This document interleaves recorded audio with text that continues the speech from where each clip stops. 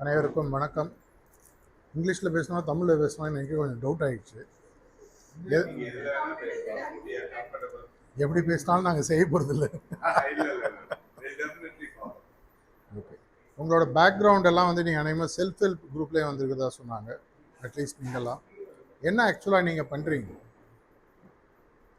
உங்களுடைய தொழில் சார்ந்து அவங்க அவங்க பதில் என்ன என்ன I own a business. Okay. So, self-help group, ladies are self-help. Adlayum there are entrepreneurs. So, I am an entrepreneur by myself. I own a software business, a small office in US and Coimbatore. Very good. I've come to party to support the nation. So that everybody, when you take personality development classes, you feel that you are building the pillars of India. Similarly, to build the pillars of India, we work in the party. We do party as a platform. On the platform, to narrow it down, we have started working for Vanadiyaka with the Kovai Makkal Sevai Mayam. So, which in turn gives us more area, more avenues to work on. So, அந்த இதில் இவங்க எல்லாருமே கலந்துக்கிறாங்க. நிறைய பேர் they are into business. Some people are into self-help groups. எப்படி உங்கள் introduction? உங்கள் பேர் sir? I am Ramanatha Rajendra. Ramanatha Rajendra. So, I am the founder and CEO of Spartan Solutions. Very good. ஸ்பார்டன்ற பேர் எங்கேருந்து வந்தது தெரியுமா உங்களுக்கு? Spartan, SPOT. SPOT. Spartan Solutions. ஓ, ஸ்பாட் ஆன். என் கால ஸ்பார்டன் வந்தது. ஏன்னா ஸ்பார்டன்றது ஒரு not the 300 நம்ம ரெண்டு பேரும் Spartan Solutions was very famous in 2003-4 in UK. Oh, okay.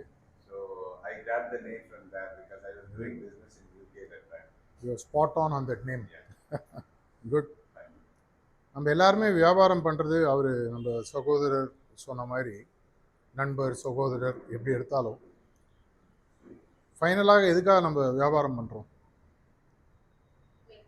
To make money, to earn a life. அப்புறம் இன்ட்ராக்டிவாக பேசலாம் இல்லையா?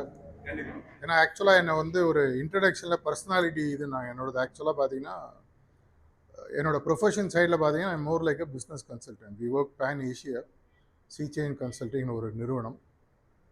ஒரு மெக்கன்சி எல்லாம் இன்டர்நேஷ்னலாக இருக்கிற மாதிரி இந்தியா லெவலில் நாங்கள் இருக்கோம். பல கம்பெனிஸுடைய முன்னேற்றத்திற்கு நான் பே பண்ணி என்னோடய சர்வீஸ் அவைல் பண்ணால் அது வேறு ரேஞ்சு. இங்கே வந்து பியூர்லி ஒரு சமுதாய சேவை. நீங்கள் சொன்ன இன்னொரு பாயிண்டில் நான் பெரிய லெவலில் கனெக்ட் ஆகியிருக்கேன். இது முதல்ல ஒரு சின்ன பீடிகைன்னு வச்சுக்கோங்க. 2014 பல வருடத்தினுடைய தாக்கத்தின் மூலமாக எலெக்ஷன் அப்போ தான் நடந்து முடியுது. இந்த எலெக்ஷன் ரிசல்ட்ஸ் வரல. யார் வரப்போகிறாங்கன்றது அப்போ யாருக்கும் தெரியாது. அதுக்கப்புறம் நடந்தது உங்கள் எல்லாருக்குமே தெரியும்.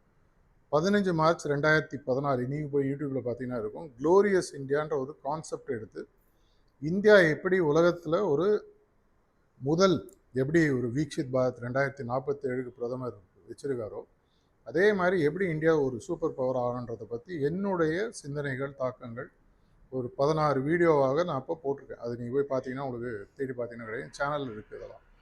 அது இல்லாமல் அதனுடைய தாக்கமாக இன்னும் பல விஷயங்கள் பண்ணியிருக்கேன். இது பல ஸ்டேட் கவர்மெண்ட், சென்ட்ரல் கவர்மெண்ட், பிஎம்ஓக்கெலாம் போய் சேர்ந்துருக்கு. சில விஷயங்கள் இன்டைரக்டாக இம்ப்ளிமெண்ட் பண்ணியிருக்காங்க. அது வந்து ஒரு இன்ட்ரடக்ஷன், ஒரு காமன் கனெக்டுக்கு. எங்களுடைய ஹார்ட்ஃபுல்னஸ் தியான மையம் என்னுடைய இன்னொரு சோஷியல் ஃபேஸ் அப்படின்னு பார்த்தீங்கன்னா பாரத பிரதமர் நரேந்திர மோடியால் ஆரம்பித்து முர்முலேருந்து எல்லாரும் இன்னி வரைக்கும் நீங்கள் யாரெல்லாம் நினைக்கிறீங்க எல்லாரும் எங்களுடைய வேர்ல்டு ஹெட் குவார்ட்டர்ஸ் கானா சாந்திவனம்னு ஹைதராபாத் ஏர்போர்ட் பக்கத்தில் இருக்குது. கிட்டத்தட்ட நாங்கள் 100 வருடங்களாக எங்களுக்கும் உங்களுடைய ஒரு முக்கியமான இயக்கமான ஆர்எஸ்எஸ்க்கும் ஒரு பெரிய கனெக்ஷன். அந்த விஷயத்தில் பார்த்தீங்கன்னா நீங்கள் கிட்டத்தட்ட ஆர்எஸ்எஸ் இப்போ 100 வருஷம் கம்ப்ளீட் ஆகிருக்கு இல்லையா? இதே மாதிரி எங்களுடைய அந்த ஹார்ட்ஃபுல்னஸ் மூமெண்ட்ன்றது கிட்டத்தட்ட 110 வருஷமாக உலகளாவி மக்களுடைய உள் மாறுதலுக்காக நாங்கள் சைலண்ட்டாக ஒர்க் பண்ணிகிட்ருக்கோம். இது நிறைய பேருக்கு தெரியாது. ஏன்னா நாங்கள் வந்து எப்படி ஆர்எஸ்எஸ் பார்த்தீங்கன்னா பேக்ரவுண்டில் இருக்கிற மாதிரி எனக்கு வந்து ஒரு சில விஷயங்கள் ஒரு காமன் ஐடியாலஜி தெரியும். நான் ஒரு ஸ்பெசிஃபிக் பார்ட்டியை சேர்ந்த ஆள் இல்லை. ஏன்னா எனக்கு எல்லா பார்ட்டிலையும் ஃப்ரெண்ட்ஸ் இருக்காங்க, மினிஸ்டருக்கு தெரியும். ரைட் ஃப்ரம் உங்களுடைய முன்னாடி பிஜேபி பிரசிடெண்ட் திரு அண்ணாமலை வரைக்கும் எல்லாரும் ஃப்ரெண்ட்ஸு தான். இருந்தாலும் எதற்காகனா இது வந்து ஒரு நேஷனுக்காக செய்யக்கூடிய ஒரு விஷயம். அதுக்காக தான் இந்த விஷயங்கள் ஷேர் பண்ணுறோம். முக்கியமாக இந்த ஹார்ட்ஃபுல்னஸ் மூமெண்ட்ன்றது உங்களுக்கு உங்களுடைய வாழ்க்கையில் வரக்கூடிய பல விஷயங்களை வேற மாதிரி பார்த்து டீல் பண்ணி அதன் மூலமாக சில தீர்வுகளையும் சில விஷயங்களையும் கொடுக்கக்கூடிய ஒரு மூமெண்ட். அதை நான் கடைசியில் கனெக்ட் பண்ணுறேன். இப்போ நான் முதல்ல கேட்ட கேள்வி நம்மளுடைய சகோதரி, உங்கள் பேருங்க? உட்காந்து பேசுங்க. சௌமியா அவர்கள் சொன்னாங்க பணம் சம்பாதிப்பதற்குன்னு சொன்னாங்க. தப்பு இல்லை, அதுக்கப்புறம் வருவோம். வேற யாராவது வியாபாரம் செய்வதற்கான நோக்கங்கள் என்ன? உங்களுக்கா மற்றவங்களுக்கா? To others. Okay. People fulfil our commitment. யாருக்கு? நம்மளுக்கே தான்.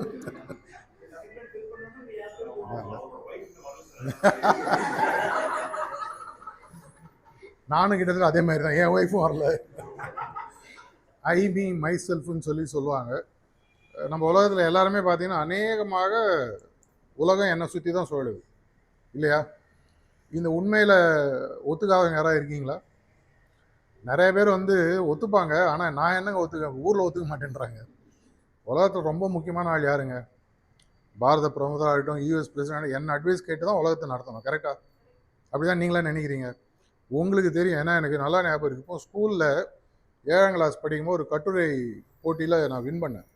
அதில் தலைப்பு என்ன தெரியுமா? நீ அடுத்த பிரதமரானால் என்ன செய்வாய்?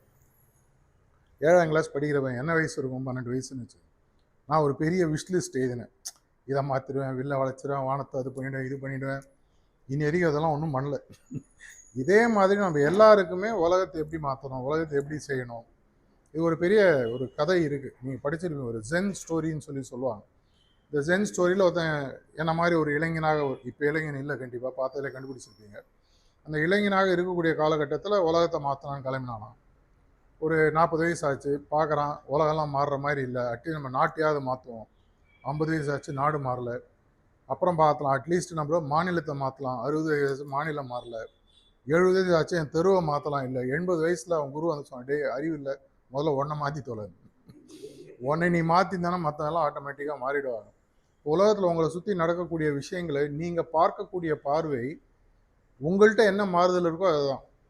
நான் அழகாக பல இடங்களில் லீடர்ஷிப் ப்ரோக்ராமில் சொல்கிறது உண்டு. ஒரு அழகான 30 வயசு பொண்ணோட ஒரு ஃபோட்டோவை ஒரு 3 வயசு பையன்கிட்ட கொடுத்தா அது என்னவா பார்க்கும்? ஓ, எங்கள் அம்மா மாதிரி இருக்காங்க. ஒரு 10-15 வயசு கொடுத்தானா, ஓ, நம்ம சிஸ்டர் மாதிரி இருக்காங்க. ஒரு 20-25 வயசு பையன்கிட்ட கொடுத்தா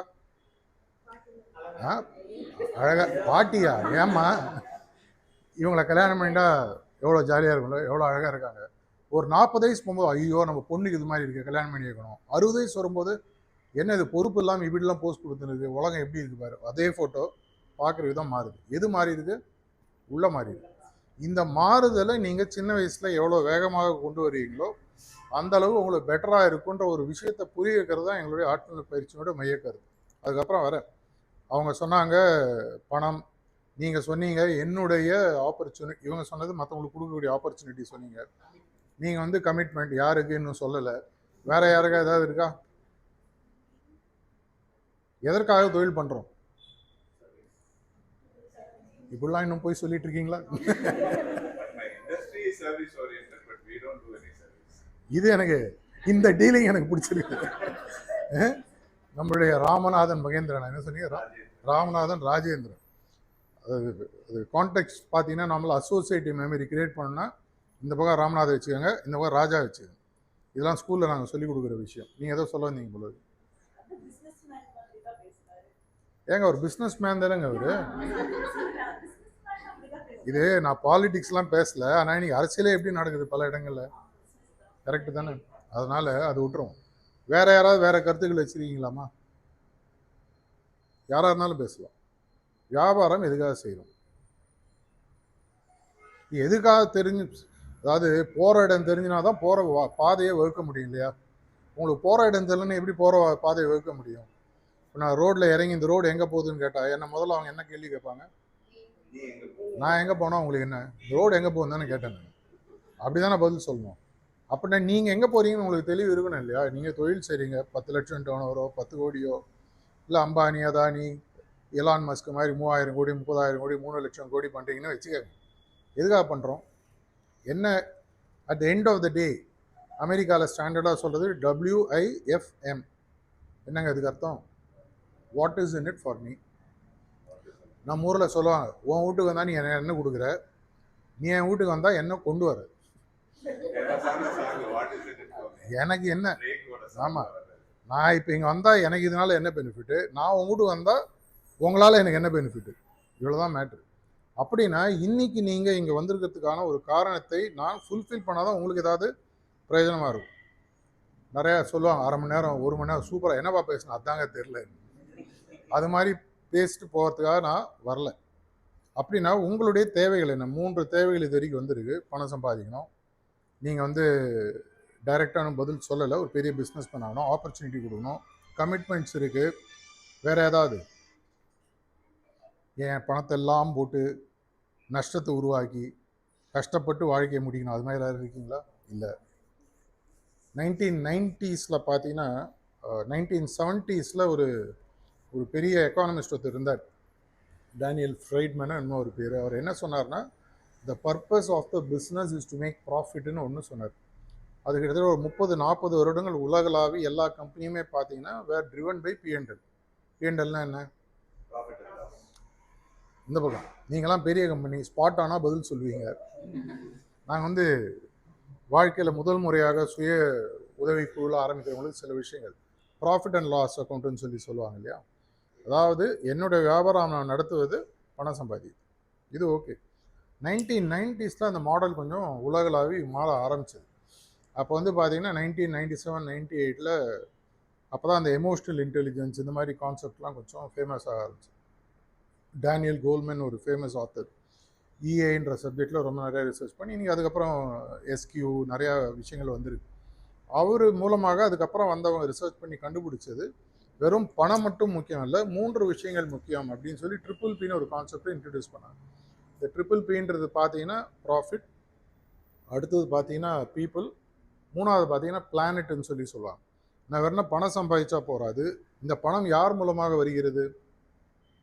இந்த பில்டிங் இருக்குங்க, நீ சாயங்காலம் எல்லாம் இந்த ஆஃபீஸை மூடிட்டு போய்ட்றீங்க, இந்த பில்டிங் என்ன வேல்யூ? ஒன்றும் கிடையாது. இட்ஸ் நத்திங் பட் வெறும் ஃபர்னிச்சர், 2 ஏசி, கொஞ்சம் பவர் இது, ஒரு 2 லேப்டாப்பு, இவ்வளோதான். அதில் அப்படின்னா அது உயிர் கொடுக்கறது யார்? மக்கள். மக்கள் ஃபைனலாக வந்தால் தான் மக்கள் தீர்ப்பு மகேசன் தீர்ப்புன்னு சொல்கிற மாதிரி அந்த மக்கள் இருந்தால் தான் உங்களுடைய அந்த பில்டிங்க்கு கம்பெனிக்கு மரியாதை. ஸோ மெதுவாக மேனேஜ்மெண்ட் திங்கிங்கில் ஒரு ஷிஃப்ட் வருது. வேறுனா பணம் சம்பாதிச்சா போகாது, இந்த பணத்தை சம்பாதிப்பதற்கு மூல காரணமாக இருக்கக்கூடிய மக்களுக்கு கான்ஷியஸாக நம்ம ஏதாவது செய்யணும். இந்த 1990s தான், அதுக்கு முன்னாடி வரைக்கும் பார்த்தீங்கன்னா அதுக்கு பியூர்லி ஐஆர்னு பேர், இண்டஸ்ட்ரியல் ரிலேஷன் சொல்லுவாங்க. ஏதாவது பிரச்சனை இருக்கா, டிஸ்பியூட்ஸ் இருக்கா, சால்வ் பண்ணி போயிட்டே இருக்கு. ஹெச்ஆர்னு ஒரு டிபார்ட்மெண்ட் பெருசாக கிடையாது. அவங்களுக்கு என்ன தேவை, அவங்களுடைய பிரச்சனைகள் என்ன, அதை எப்படி தீர்க்கணுன்ற பற்றியில் யாரும் யோசிச்சதே கிடையாது. 1990s இன்டர்நேஷ்னலி ஃபேமஸ் ஆகுது. 2000க்கு அப்புறம் ஸ்பெசிஃபிக்லி இந்த சாஃப்ட்வேர் ரெவல்யூஷன், Y2K இதெல்லாம் வந்ததுக்கப்புறம் புரட்சிலாம் வந்து நிறைய பணக்காரர்கள், நிறைய பெரிய பெரிய கம்பெனிலாம் உருவாச்சு. அதுக்கப்புறமா பார்த்தீங்கன்னா மெதுவாக மக்கள் மேலே ஃபோக்கஸ் வர ஆரம்பிச்சது. மக்களில் 2 விதம், இன்டர்னல் எக்ஸ்டர்னல் பார்க்குறாங்க. இன்டர்னல்ன்றது எங்கள் கூட ஒர்க் பண்ணக்கூடிய எம்ப்ளாயீஸ், ஸ்டாஃப், அந்த மாதிரி. எக்ஸ்டர்னல்ன்றது என்னுடைய கம்பெனிக்கு இருக்கக்கூடிய வெண்டர்ஸ், சப்ளையர்ஸ், கஸ்டமர்ஸ், இதெல்லாம். இதுலேருந்து உருவான விஷயம் தான் பார்த்தீங்கன்னா இந்த 360 டிகிரி ஃபீட்பேக், இந்த மாதிரி விஷயங்கள்லாம் வரும். ஹை எண்டாக இருந்தால் விட்டுருங்க, அதுக்கப்புறம் வரும். இது வளர்ந்து வரும்போது ஒரு காலகட்டத்தில் பார்த்தீங்கன்னா உலகளாவி இந்த குளோபல் வார்மிங்ன்ற கான்செப்ட் மெதுவாக மக்கள் மத்தியில் ஒரு புரிதலை உருவாக்க ஆரம்பிச்சு. அப்போ எல்லாரும் என்ன யோசிச்சாலும், நம்ம இவ்வளோ பண்ணுறோமே, நம்ம இருக்கக்கூடிய இடத்த நம்ம எப்படி வச்சுருக்கோம். அப்போ தான் யூகேயில் வந்து ஒரு முதலாக ஒரு ஆக்டை எனேபிள் பண்ணுறாங்க. அவங்க என்ன எனேபிள் பண்ணுறாங்கன்னா, நீங்கள் ஒரு ஃபேக்ட்ரி வச்சுருக்கீங்கன்னா, நீங்கள் ஃபேக்ட்ரிக்கு உங்களுக்கு தேவையான தண்ணி உங்கள் ஃபேக்ட்ரியிலேருந்து ஒரு பின்னாடி ஒரு குளமோ ரிவரோ ஏதோ இருக்குன்னா, அது 1 கிலோமீட்டர் தள்ளி என்ன போதோ அந்த தண்ணி எடுத்து உங்களுக்கு திரும்பி கொடுப்பாங்க. அதனோட அர்த்தம் என்னன்னு புரியுதா? நீங்கள் கழிவுகளை அந்த ரிவரில் விடுறீங்க, அந்த ரிவரை நீங்கள் மாசுபடுத்துறீங்க, 1 கிலோமீட்டர் தள்ளி இந்த வாட்டர் எடுத்து ப்ராசஸ் பண்ணாமல் உங்களுக்கே திரும்பி கொடுக்குது. அப்போ என்ன ஆகும், அவனுக்கு புரிய ஆரம்பிச்சு, ஓஹோ. அப்போ தான் பார்த்தீங்கன்னா திருப்பூர், கோயம்புத்தூர் இந்த ஏரியாலாம் பார்த்தீங்கன்னா அப்போ தான் அந்த இது ஃபேமஸ் ஆக ஆரம்பிச்சிது.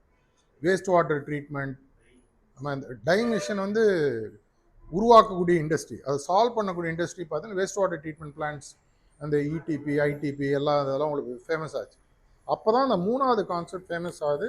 நம்ம செய்வது இப்போ உதாரணத்துக்கு கொக்கோகோலாவுக்கு கேரளா பிளான்ட்டில் ஒரு பெரிய பிரச்சனை அந்த காலத்தில் வந்தது. அப்புறமா அவங்க ஃபைனலாக கமிட்மெண்ட் கொடுத்தாங்க, நான் எங்கேருந்து தண்ணி எடுத்து ப்ராசஸ் பண்ணுறோமோ அந்த தண்ணீரை மீண்டும் நாங்கள் ரீசார்ஜ் பண்ணுறதுக்கு சில செலவுகளை செய்கிறோம்னு சொல்லி உருவாக்கிறாங்க. ஸோ அப்போ 3வது பி உருவாது.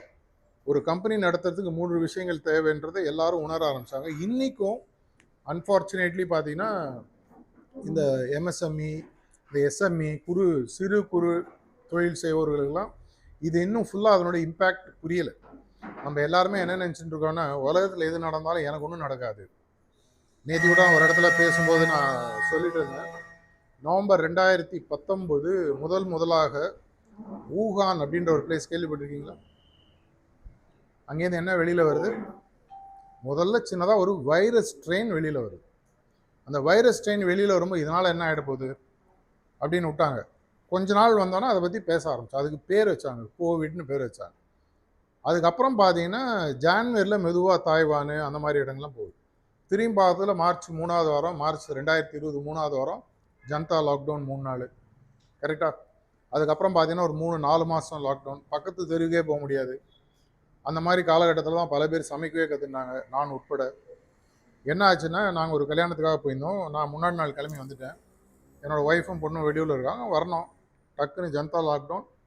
இன்னும் ஒரு நாள் தான் கேப் வரலான்னு போது கம்ப்ளீட்டாக லாக்டவுன். 45 நாள் நான் இந்த பக்கம், அவள் அங்கேயே, நான் இங்கேன்னு ஓடிந்தது. வேறு வழி இல்லை, கடை கிடையாது, ஒன்றும் கிடையாது. வீட்டில் இருக்கிற அரிசி பருப்பு வச்சு வீடியோ கால்லையும் வாட்ஸ்அப் கால்லையும் எப்படி சமைக்கணும்னு கற்றுண்டு ஒரு மாதிரி ஓடி சமாளிச்சிட்டேன்னு வச்சு. எதற்காகனா பட்டர்ஃப்ளை எஃபெக்ட்னு சொல்லுவாங்க, போய் படித்து பாருங்கள். ரொம்ப ஃபேமஸான ஒரு கான்செப்ட். ஏதோ ஒன்று எங்கேயோ நடக்கக்கூடிய விஷயம் என் வாழ்க்கையில் ஏதோ ஒரு நாள் அடிபடுன்றது நமக்கு தெரியணும். நம்ம பல நேரங்களில் அதை விட்டுறோம். உதாரணத்துக்கு லஞ்சம், இந்த மாதிரி விஷயங்கள் பாருங்கள். நான் கொடுக்கல, நான் யார்ட்டையும் வாங்கலை, என்னால் இதுக்கு என்ன பிரச்சனை அப்படி நம்ம விட முடியாது இல்லையா? இதே மாதிரி உங்களுடைய கம்பெனியில் இன்றைக்கி நீங்கள் வெறும் பொருளாதார ரீதியாக மட்டும் கம்பெனி நடத்தினீங்கன்னு சொன்னால் கண்டிப்பாக இந்த திமிங்கலமானது, இந்த சுறாமீனானது உங்களை என்றைக்கோ ஒரு நாள் வந்து கவரும். இந்த கான்செப்ட் நம்மளுக்கு முதல்ல புரிஞ்சதுன்னா நமக்கு தெரியும் வெறும் பணம் சம்பாதிக்க முக்கியம். இதனால தான் பார்த்தீங்கன்னா ஒரு காலகட்டத்தில் பார்த்தீங்கன்னா சோஷியல் பேலன்ஸ் ஷீட்டுன்னு இன்ட்ரடியூஸ் பண்ணாங்க. இந்த சோஷியல் பேலன்ஸ் ஷீட்டுன்றது ஃபினான்ஷியல் ரிட்டர்ன்ஸ் ஃபைல் பண்ணக்கூடிய விஷயம் இல்லை. அதுக்கு இன்றைக்கும் பார்த்தீங்கன்னா P&L பேலன்ஸ் ஷீட்டுன்னு கவர்மெண்ட் கொடுத்த ஃபார்மேட்டில் தான் ஃபைல் பண்ணுவாங்க. ஆனால் அந்த சோஷியல் பேலன்ஸ் ஷீட்டில் பார்த்தீங்கன்னா 3 பகுதியாக பிரித்து, ப்ராஃபிட் ரிலேட்டட் ஒன்று தனி, பீப்புள் ரிலேட்டட் தனி, ஹியூமன் அசட்ஸுக்குன்னு பேலன்ஸ் ஷீட்லாம் கம்பெனி போட ஆரம்பித்தாங்க. உதாரணத்துக்கு இப்போது என்னோட வேலை செய்கிறாங்க, இவங்களுடைய உண்மையான மதிப்பு என்ன, இவங்க மாதம் 1 லட்ச ரூபா சம்பளம் கொடுத்து ஒரு பேச்சுக்கு வச்சுக்கோங்க. உடனே என்ன சம்பளம் கேட்காது. ஒரு பேச்சுக்கு 1 லட்ச ரூபா சம்பளம் மாதம் வாங்க, வருஷத்துக்கு 12 லட்சம். அப்படின்னா அவங்களோட மதிப்பு 12 லட்சமா இருக்காது. அவங்க மூலமாக என் கம்பெனிக்கு ஒரு உற்பத்தி வரும். அந்த உற்பத்திக்கு ஒரு 5 வருஷத்துக்கான ஒரு கால்குலேஷன், அப்படிதான் அசெட் வேல்யூவேஷன் சொல்லுவாங்க. அதை எடுத்து அதன் மூலமாக இவங்களுக்கு நான் ஒரு 30 லட்சம் 40 லட்சம் மதிப்பு கொடுவேன். அப்படின்னா என்னோட ஹியூமன் பேலன்ஸ் ஷீட் இனி வரையும் நீங்கள் செஞ்சிருக்க மாட்டீங்க. உங்கள் கம்பெனியில் 4 பேர் ஒர்க் பண்ணுறாங்களோ, 40 பேர் ஒர்க் பண்ணுறாங்களோ, 400 பேர் வேலை செய்கிறாங்களோ, அவங்களுக்கு ஒரு எஸ்டிமேட்டட் வேல்யூ. நார்மலாக மார்க்கெட்டிங்கில் ஒரு கான்செப்ட் உண்டு, 10-year வேல்யூ ஆஃப் அ கஸ்டமர்னு சொல்லுவாங்க. ஒரு ஆள் உங்கள் கடைக்கு உள்ளே வந்துட்டு ஒரு பொருளை வாங்கிட்டு திரும்பி வரலனாலோ, ஒரு பொருளை வாங்காமல் வெளியில் போனாலோ, அதனுடைய இம்பேக்டை நீங்கள் அந்த ஒரு ஆர்டரை வச்சு கால்குலேட் பண்ணக்கூடாதுன்றதான் அந்த value, life value of a கஸ்டமர்னு சொல்லுவாங்க. நான் ஒரு கடையில் போய் ஷர்ட் வாங்குறேன் 1000 ரூபாய், வருஷத்துக்கு நான் 4 ஷர்ட்டு வாங்குறேன். 10 வருஷத்துக்கு எவ்வளோ ஷர்ட் வாங்கியிருப்பேன்? ஒரு 40 ஷர்ட்டு. 40 இந்த எஸ்கலேஷன் ப்ரைஸ் இதெல்லாம் போட்டு பார்த்தா என்னால் மட்டும் அந்த கடைக்கு அந்த ஒரு பொருளில் மட்டும் கிட்டத்தட்ட 70,000 ரூபாய் அவனுக்கு சேல் ஆயிடணும். இது இல்லாமல் ஒரு கஸ்டமர் உள்ளே வந்தானா நீங்கள் வெறும் ஒரு பொருள் வாங்கினா நம்ம விட்டுருவோமா? அப் செல்லிங் சொல்கிறோமா? கேள்விப்பட்டிருக்கீங்களா? கிராஸ் செல்லிங் கேள்விப்பட்டிருக்கீங்களா? அப் செல்லிங்னா ஒரு 1000 ரூபாய் ஷர்ட்டு வாங்குறவனுக்கு 1500 ரூபாய் 2000 ரூபாய் ஷர்ட்டு கொடுக்குறது கிராஸ் செல்லிங் அப்படின்னு சொல்லுவாங்க. எதுக்காக இதெல்லாம் சொல்கிறேன்? உங்கள் தொழில் இதெல்லாம் நீங்கள் பண்ண முடியும். இந்த கிராஸ் செல்லிங்கிறது என்ன? ஒரு ஷர்ட்டு வாங்குறது வெறும் ஷர்ட்டு மட்டும் போட்டு ரோட்டில் போக முடியுமா? போட்டுக்குது ஒரு பேண்ட்டு, உள்ளே போடுற இன்னர் கார்மெண்ட்ஸ், கூட போடுற மேபி ஒரு கோட்டோ இல்லை ஒரு சூட்டோ ஒரு டையோ ஒரு கர்ச்சீஃபோ ஏதோ ஒன்று, இதெல்லாம் பார்த்தீங்கன்னா அவருடைய நெட்ஒர்த் அந்த வேல்யூ, ஒரு ஆர்டரோட வேல்யூ 1000ன்றது 4000 5000 ரூபாய் ஆகும். அவர் ரிப்பீட்டாக வாங்கக்கூடிய வேல்யூ என்ன? அப்படின்னா அப்பேற்பட்ட அந்த கஸ்டமரை நான் ஒரு மனிதனாக மதித்து, அந்த கஸ்டமர் உருவாக்குறது யார்? என்னுடைய ஒரு ஸ்டாஃபு. அந்த ஸ்டாஃப் இதெல்லாம் உருவாக்குறாருன்னா அவருடைய வேல்யூ என்ன? அவருடைய வேல்யூ நான் ஒரு பேலன்ஸ் ஷீட்டில் போட்டேன்னா உங்களோட ஃபினான்ஷியல் பேலன்ஸ் ஷீட்டை விட இந்த ஹியூமன் பேலன்ஸ் ஷீட் பார்த்தீங்கன்னா 10 மடங்கு இருக்கும். நம்மளுக்கு நிறைய பேர் தெரியறதில்ல. உங்கள் பேரில் ஒரு அசையா சொத்து 10 கோடி இருக்குன்னு வச்சுக்கோங்க. இந்த அசையா சொத்து 10 கோடிக்கு உங்களுக்கு அதன் மூலமாக எந்த விதமான ரிட்டர்ன்ஸும் வரலன்னு சொன்னால் அதனால் உங்களுக்கு என்ன பிரயோஜனம்? அதுக்கு இங்கிலீஷில் என்ன சொல்லுவாங்க, அக்கௌண்டிங் டேர்மில் என்ன சொல்லுவாங்க? என்பிஏ, டெட் அசெட் கம்ப்ளீட்டாக ரைட் ஆஃப். என்பிஏனா நான் பர்ஃபார்மிங் அசெட்னு சொல்லுவாங்க. இப்போ ஒரு நான் பர்ஃபார்மிங் அசெட்னா நான் முதலீடு பண்ணி இந்த அசெட்டை வாங்கிட்டேன். இந்த அசெட் மூலமாக எனக்கு அது மிஷினரியாக இருக்கலாம், பில்டிங்காக இருக்கலாம், மக்களாக இருக்கலாம், எனக்கு எந்த விதமான ரிட்டர்ன்ஸும் வரல. அப்படின்னா என்ன பிரயோஜனம்? இது உங்களுக்கு புரியன்றதுக்காக தான் இந்த பீப்புள் பேலன்ஸ் ஷீட்டுன்றது போடுறது.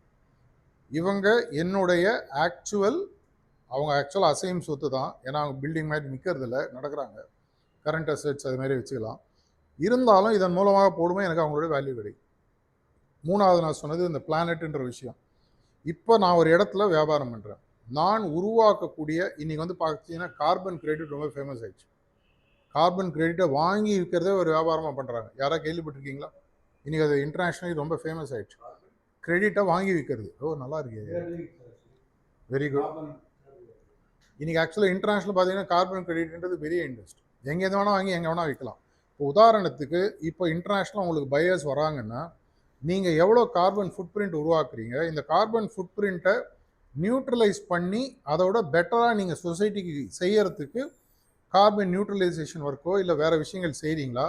அப்படி செய்யலைன்னா நீங்கள் க்ரியேட் பண்ணுற அளவுக்கு கார்பன் ஃபுட் பிரிண்ட்டை நியூட்ரலைஸ் பண்ணுறதுக்கு கார்பன் கிரெடிட் வாங்கணும். இல்லை இன்னி உங்களுக்கு புரியாத மாதிரி இருக்கும், ஒரு காலகட்டத்தில் புரிய ஆரம்பிக்கும்.